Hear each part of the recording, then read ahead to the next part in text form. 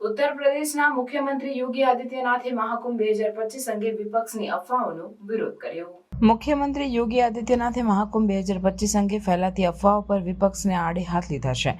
તેમણે જણાવ્યું કે મહાકુંભ દેશ વિદેશમાં સનાતન ધર્મને નવી ઓળખ આપી રહ્યો છે, ત્યારે કેટલાક લોકો માત્ર રાજકારણ કરવા માટે આયોજનને બદનામ કરવાનો પ્રયાસ કરી રહ્યા છે।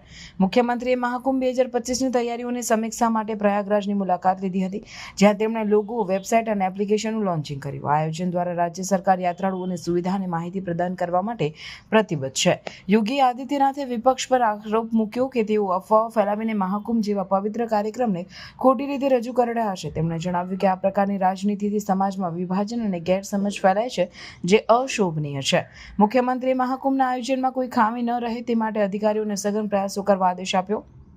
તેમણે વિશ્વાસ વ્યક્ત કર્યો કે મહાકુંભ 2025 સનાતન ધર્મની મહાન પરંપરાઓને ઉજાગર કરશે અને વિશ્વભરમાં ભારતની સંસ્કૃતિને પ્રોત્સાહન આપશે।